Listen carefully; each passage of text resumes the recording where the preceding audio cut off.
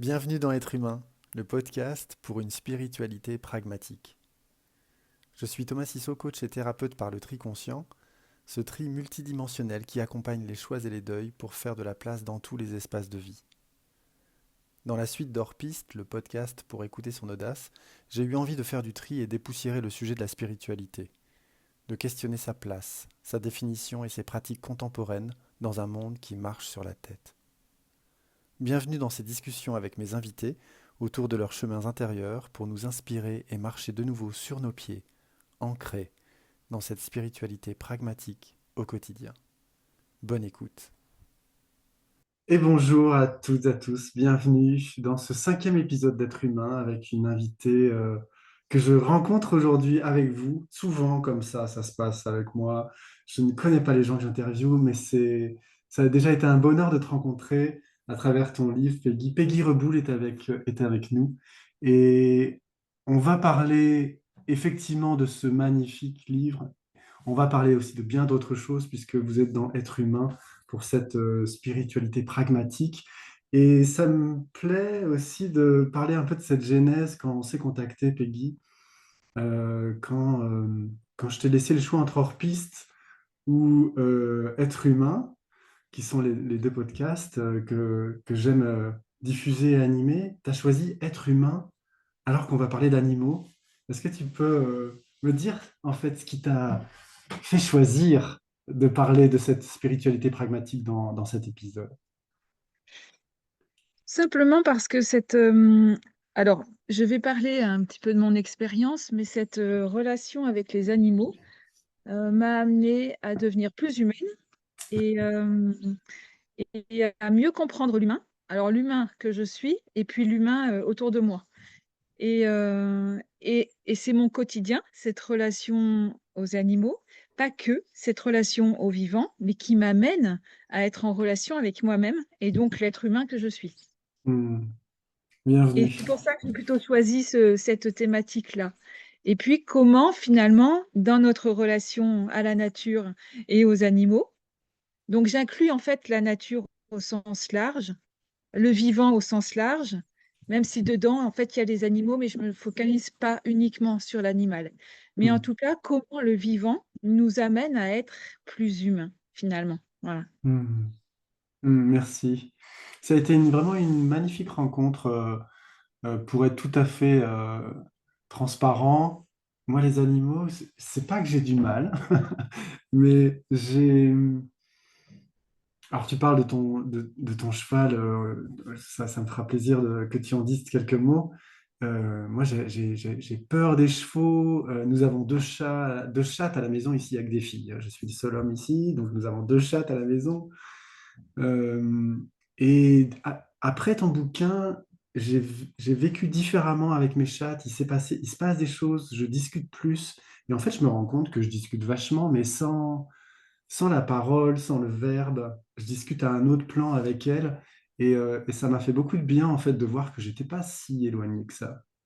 Est-ce que c'est Mhm. quelque chose que, des animaux, est-ce que c'est quelque chose que tu rencontres, les personnes qui viennent vers toi, est-ce qu'elles sont très connectées aux animaux, pas du tout, ou en chemin? Et c'est intéressant ta question parce que donc oui, pendant les stages, j'ai un public assez diversifié. Et alors, bien entendu, je peux avoir des vétérinaires ou des personnes qui travaillent déjà en lien avec les animaux, comme des ostéopathes, enfin, des personnes dans le soin. Mais il y a des personnes qui viennent et qui ont une appréhension de l'animal, qui ont même très peur des chevaux. Alors, Hmm. il y en a qui viennent là parce que justement, elles savent qu'elles vont être confrontées à cette relation avec l'animal ici, et plus particulièrement le cheval. Donc, il y a un désir d'aller guérir ou comprendre quelque chose. Et puis d'autres qui ont mais vraiment aucun lien avec les animaux. J'ai beaucoup de personnes aussi qui viennent de Paris ou de grandes villes et qui n'ont pas d'animaux du tout, même pas des chats, et qui viennent timidement découvrir en fait ce monde-là. Et c'est très beau, hein, c'est très très beau parce qu'en l'espace de 2 jours, il y a une belle métamorphose, je dirais, et des révélations pour ces personnes-là. Ouais. Hmm. Oui. C'était très touchant justement de lire. cette, comment je vais dire ça? Ce- Cette ouverture de champ de conscience avec tous les plans de, enfin, karmiques, transgénérationnels, tout ce que dans lesquels je navigue avec l'être humain, en fait, j'ai envie de Mhm. dire, et de voir que dans le monde animal, je vais le dire, après tu me corrigeras, c'est la même chose. Je mets des guillemets parce que je suis pas sûr de ce que je dis, c'est toi qui connais le sujet. Et Ah oui. de voir comment ce sont des plans aussi qui fonctionnent pareil chez eux et comment il y a une interaction entre le monde animal et le monde humain et aussi dans ces différents plans. Est-ce que tu peux nous en dire un peu plus? Oui, alors si je prends par exemple l'exemple d'Andalous, c'est intéressant de voir que Andalous qui est finalement, ton cheval? oui, pardon, Ouais. c'est mon cheval. Ouais. Euh, c'est intéressant de voir que pour l'animal comme pour l'humain, il y a un cheminement qui peut être parallèle. Et quand les deux se rencontrent, d'ailleurs, il peut y avoir un chemin miroir finalement. Et nous, en tant qu'humains, à un moment donné, donc on traverse des épreuves, des expériences qui nous font grandir et puis qui progressivement nous révèlent. Hein. On commence à découvrir qui on est dans notre essence, puisqu'on va essayer de chercher à s'aligner progressivement au désir de notre âme et retrouver notre âme. Et en fait, pour l'animal, finalement, c'est le même chemin de conscience. Et Hmm. Andalous me l'exprimait, il l'exprime dans le bouquin d'ailleurs, que quand on s'est rencontrés au début, on est allé dans cette relation un peu timidement, alors que c'était à la fois des grandes retrouvailles, et en même temps, on était tellement enfermés finalement dans nos différents voiles, dans nos couches, hein, que nous étions et l'un et l'autre affairés à enlever les couches, à enlever les voiles, à aller progressivement à l'intérieur de nous-mêmes pour finalement, hop, prendre, enfin, devenir un peu plus lumineux et pour pouvoir voir l'autre en face. Et Dans tout sa d'un coup, lumière. Hmm. voilà, voir la lumière de l'autre et de se dire, waouh, en fait, on a cette histoire en commun et on se retrouve. Et lui a pris conscience de toute sa lumière au fil des années finalement. Hmm. Et c'est notre rencontre qui a pu permettre ça. Hmm. Et je constate que, en fait, pour les êtres humains qui viennent et qui me consultent, hein, pour que je communique avec leurs animaux, il y a aussi très souvent ce beau cheminement en fait mutuel et cette révélation mutuelle, voilà, de l'être Hmm. C'est et de ça. la relation du coup, Et de pardon? et de la relation. C'est-à-dire Oui. que chacun se découvre en étant en interaction avec l'autre. Voilà. Et après, voilà, ce couple animal-humain se révèle aussi et prend toute sa dimension. Mm. Hmm. C'est ça qui est Ouais. magnifique, c'est que au fur et à mesure de la lecture, il y a de moins en moins de séparation. Enfin, en tout cas, c'est ça qui m'a touché profondément. Et c'est Mm. aussi ce titre, quand tu parles de ces animaux qui n'en sont pas, il y a cette, donc chez Mama Édition, il y a cette, tu parles de voile, il y a ce voile, cette différence qui tombe très clairement et de comment nous sommes des êtres vivants, tu en parlais au début de l'épisode, euh, en co-création, en chemin connexe pour justement aller tous vers cet endroit, moi j'appelle ça l'endroit qui sait, la source, avec un grand Mhm. S, euh, pour effectivement se révéler et retourner à la maison, c'est comme ça que j'appelle ça. Comment, comment tu, Comment tu œuvres tous les jours? Tu parles de séances collectives, de séances individuelles. Tu utilises le terme de science? Tu as Non, utilisé le terme de science? non, j'ai pas dit science. J'ai dit comment tu œuvres. Alors, attends, c'était dans ma question que t'as pas bien entendu? Oui, c'est ta question que j'ai pas entendue. J'avais entendu le mot science, alors que je Non, comprenais pas. non. J'ai dit comment tu œuvres de façon collective ou individuelle Ah, pendant les séances, pendant les peut-être. séances. Voilà, c'est ça. Oui, d'accord. Alors, Alors, il y a vraiment deux aspects très différents hein, de mon travail, de ma pratique. C'est-à-dire que au quotidien, je peux avoir ces consultations où là, je vais travailler en distanciel avec la photo de l'animal et puis je vais mettre en connexion profonde avec l'animal. Et puis, bon, voilà, je vais avoir donc des informations par rapport à la problématique pour laquelle on m'a consulté. Ensuite, durant les formations, c'est différent. Là, il y a un groupe d'une dizaine ou d'une douzaine de personnes qui viennent pour apprendre à se mettre en lien avec le vivant. Et là, je co-crée avec mon compagnon, mais surtout mes animaux et le lieu, hein. Hmm. Et mon rôle, c'est vraiment d'amener l'être humain à quitter son mental, à se libérer de son mental et de ses résistances pour aller s'ouvrir et s'abandonner dans la relation de cœur et d'âme à âme et en télépathie avec l'animal. Du coup, je ne réponds pas directement à ta question. Peut-être j'aurais besoin que tu me la reformules. En fait, Euh, tu réponds à la question sur le contenant, en fait, de comment tu œuvres. Est-ce que tu peux, du coup, nous donner des éléments du contenu? Qu'est-ce qui s'y passe et au service de quoi c'est? Tu en as déjà un peu parlé. euh, alors, on va. euh, En fait, je mets dans un état de conscience modifié ces personnes pour que justement, quand tu parlais tout à l'heure de dualité et d'unité, je les amène, grâce aux animaux là, qui m'entourent, à prendre conscience euh, qu'ils ne sont plus un être individué et séparé du tout. Et je les amène par le ressenti à sentir cette unité avec l'environnement qui les entoure. À la Hmm. fois les éléments, donc ça peut être l'air, ça peut être l'eau s'il pleut, et la terre, et, et le végétal, tout ce qui vibre en fait, hein, tout ce Hmm. qui, voilà, tout ce qui porte une conscience, tout ce qui est là, vivant, que ce soit visible ou invisible. Et finalement, à un moment donné, l'être humain se perd et quitte son mental et s'abandonne totalement. Il se fond, en fait, il rentre en fusion avec l'élément avec lequel il doit se mettre en lien. Hmm. Mais au fond, finalement, il y a beaucoup de peuples autochtones qui n'ont jamais cessé de fonctionner comme ça. Finalement, l'idée, c'est de retrouver une capacité, mais qui est inhérente à l'être humain, qui est naturelle.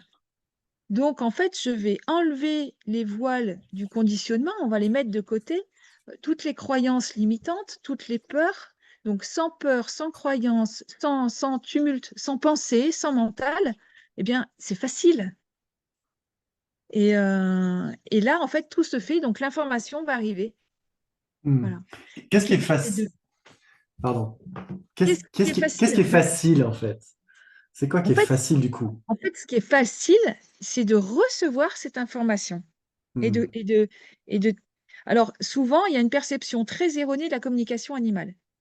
Parce que les gens, quand on emploie le terme communication, ils pensent que c'est du blabla. C'est-à-dire, je communique des mots, des phrases, et je dois nécessairement avoir des mots, des phrases, hein. Ouais. Donc, la communication, c'est ce qu'on fait, toi et moi, en discutant.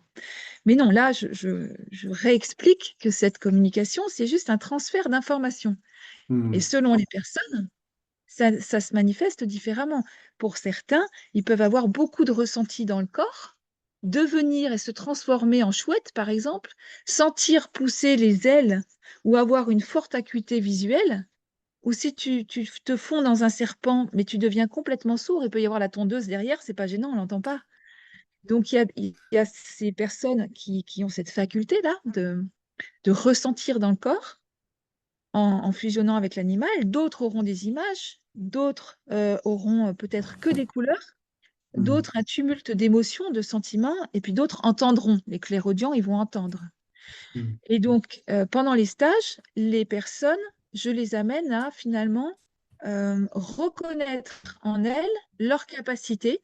à communiquer et leur dire, bah voilà, toi tu fonctionnes comme ça, toi tu fonctionnes comme ça, ta ta ta ta ta.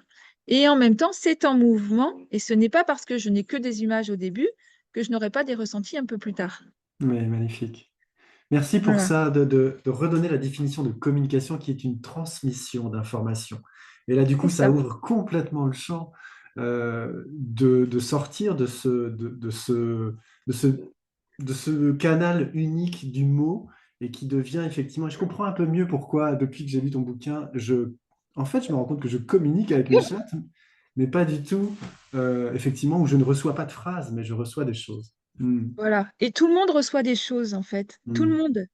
Euh, je- Là, les gens qui nous regardent, ben, à la fin du podcast, mettez-vous une bande son avec les chants de baleine, avec une image de baleine, et laissez venir sans attente.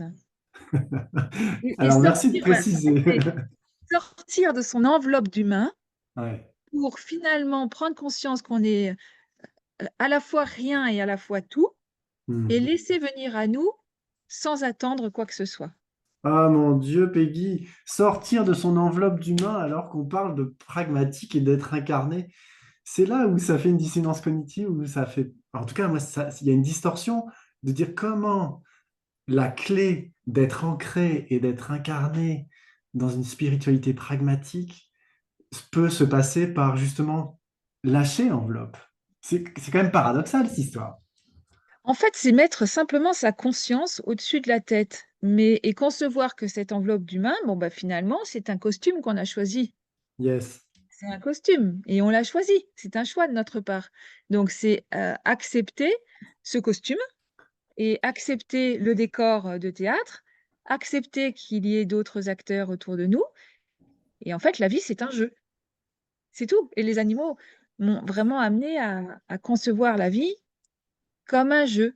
Donc, si j'ai tout d'un coup une maladie ou il y a 2 mois, j'ai fait une grosse chute de cheval qui m'a totalement immobilisée. Euh, il y a quelques années, j'aurais été vraiment troublée par cette chute. Et là, je me suis dit, bon, bah, ok, alors j'accueille. Alors, qu'est-ce que ça signifie? Alors, c'est excitant se retrouver sur un lit à regarder le plafond et attendre que quelqu'un passe pour avoir un verre d'eau parce qu'on peut pas se lever pour aller le chercher. Et il y a quelque chose d'assez excitant. Qu'est-ce que ça signifie voilà, dans quelle case ça s'inscrit Hmm. et c'est passionnant de voir la vie avec ce point de vue-là, en fait. Hmm. Merci, merci pour ça. Euh, Qu'est-ce que ça évoque pour toi, spiritualité?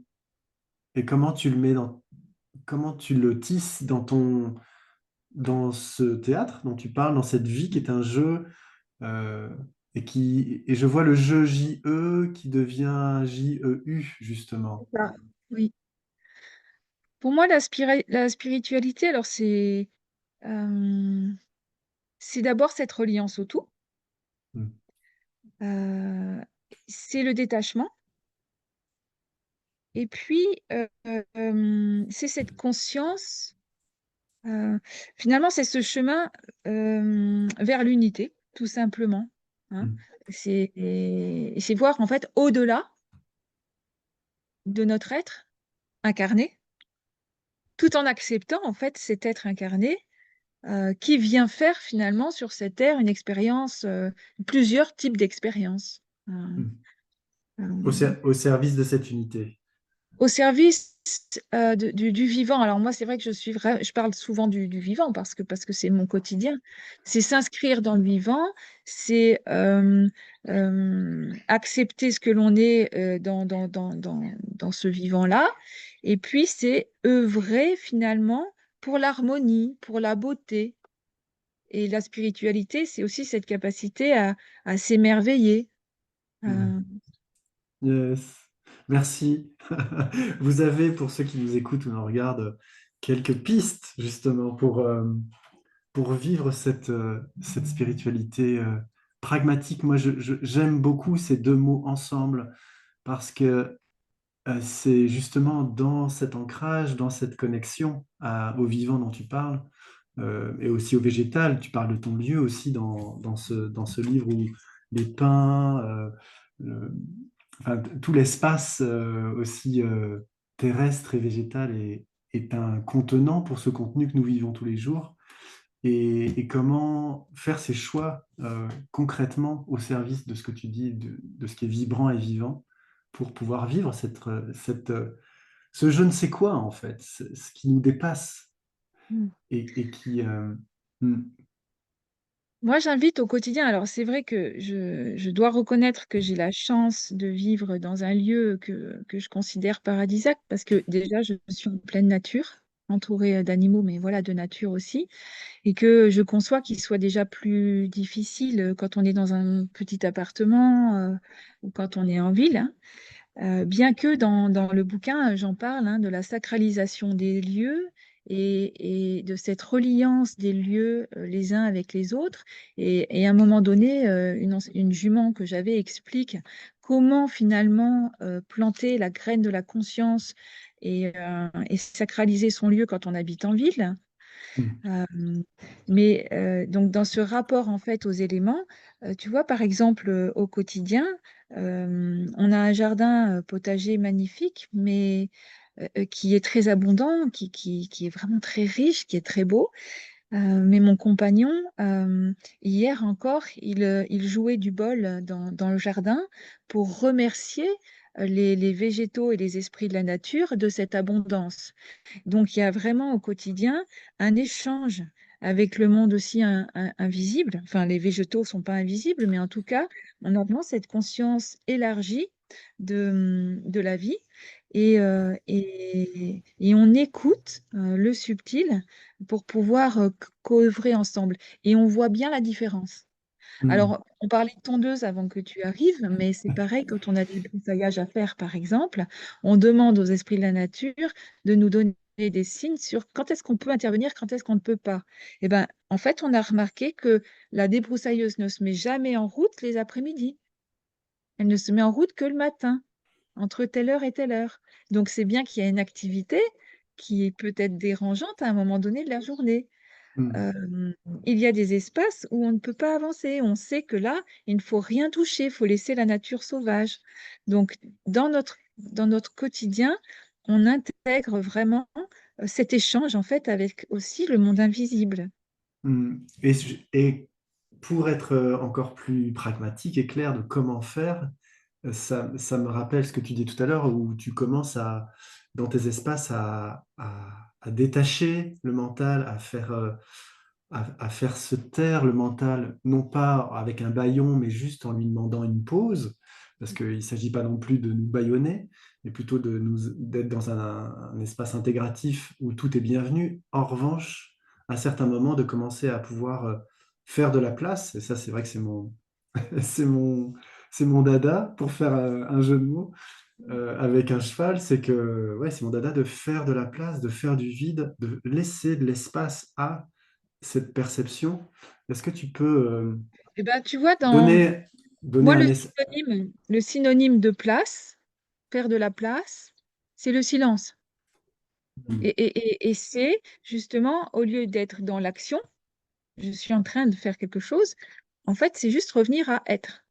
Hmm, Et c'est une question, faire de la place, pour moi, c'est aussi, OK, je me mets dans une posture d'immobilité et de silence. Et dans l'endroit où je me situe, je ferme les yeux pour finalement mieux voir encore. hmm, Dans le noir, on voit mieux. Et très concrètement, parce que j'entends que tu aimerais des outils concrets. euh, Tu en as déjà donné, hein, mais si tu en as encore, mais- vas-y. mais, oui, dans cette immobilité, partout où je me place, où j'ai besoin d'écouter ce qui se passe autour de moi, je vais fermer les yeux et là, je vais donc respirer de manière à amener ma conscience, à quitter déjà mon mental, faire descendre ma conscience au niveau du cœur, hein. Donc, je vais descendre ma respiration au niveau du bas du ventre, puis ensuite, je vais écouter ce qui se passe là dans mon cœur. Et en fait, c'est comme un immense trou noir dans lequel je me plonge. Et là, je trouve la lumière. Et là, j'entends tout. Je vois tout. Et attention, c'est pas propre à ma personne, hein, parce que je l'expérimente avec toutes les personnes qui viennent ici, et ça marche. Hmm. Mm. Merci. Donc, Merci immobilité et silence. Je suis. pour, c'est ça, pour descendre dans cet endroit qui sait, qui est, où il n'y a pas besoin de faire pour être et de pouvoir le vivre incarné concrètement parce que ça passe par nos sensations, notre corps, Mm. notre matière, mais c'est bien ça qui est l'interface avec tous ces mondes qui qui cohabitent avec nous et comment justement tisser de nouveau, ou en tout cas retisser ou tisser de nouveau cette connexion pour vivre ça ensemble. Hmm. Merci Peggy. Est-ce que tu aurais envie de dire quelque chose que tu n'as pas dit? Euh, j'ai le sentiment que d'ici une dizaine d'années, tout le monde va pouvoir communiquer comme ça avec aisance, avec les animaux notamment. Et j'invite vraiment les personnes qui nous écoutent, qui ne l'auraient pas déjà fait, à faire cette expérience de connexion avec les animaux, parce qu'ils ont une reliance en fait à la source Hmm. plus directe que nous, hein. Il y a certaines espèces, comme le dauphin par exemple, qui ne va pas dire je. Pourtant, je peux communiquer avec un dauphin que je vois. Il ne s'exprimera pas avec le je, mais avec le nous. C'est-à-dire qu'il a cette conscience du nous et de cette conscience collective. Et c'est à ça qu'il faudrait qu'on arrive. Et je trouve qu'avec les animaux, eh bien, ils nous montrent un petit peu ce chemin-là, de cette Hmm. conscience. Finalement, moi, je crois, mais c'est que ma croyance, hein, je ne sais pas si c'est vrai, mais j'ai l'impression que euh, au même titre que nous passons de la dualité à l'unité, nos âmes aussi commencent à disparaître finalement au profit d'une âme plus collective. Voilà. Et que nous aussi, nous serons amenés à un moment donné à dire nous au lieu de je.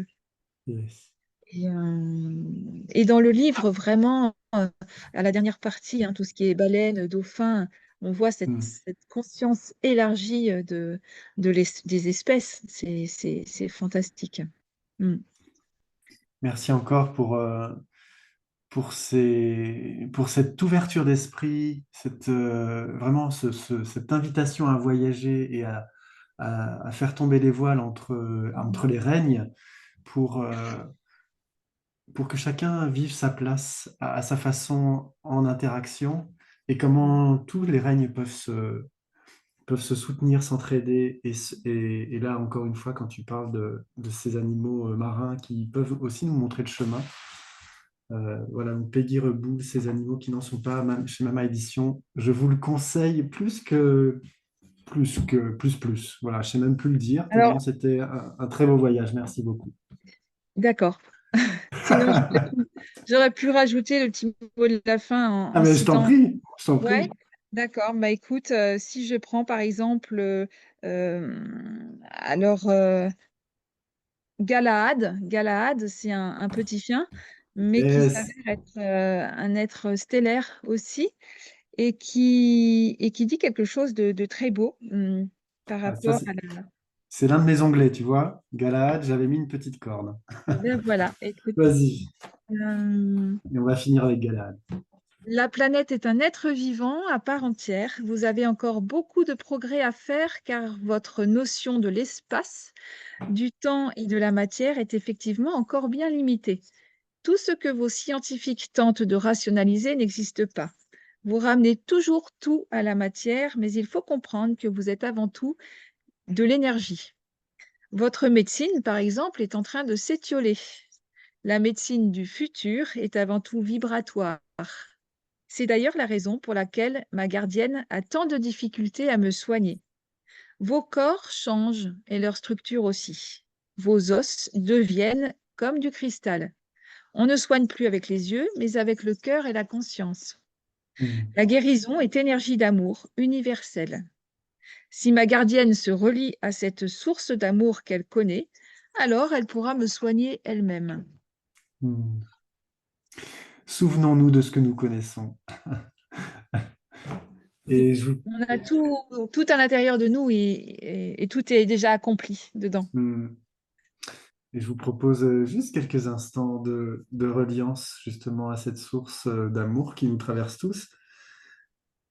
Et même si peut-être ma phrase peut paraître complètement perchée, elle est très simple et très concrète comme disait Peggy tout à l'heure, de faire silence et de descendre avec un expire dans son cœur. Et on va faire ça ensemble. On va mettre du silence dans un podcast. C'est complètement hors piste, même si on est chez Être Humain. Mais bienvenue chez moi. Voilà, donc faisons silence et descendons dans notre cœur, chacun, chacune.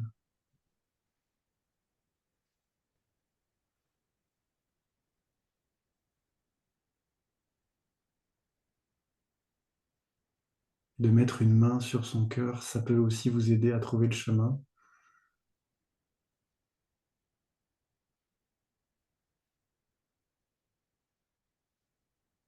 Et peut-être commencez-vous à sentir que vous n'êtes pas seul et que nous passons de jeu à nous.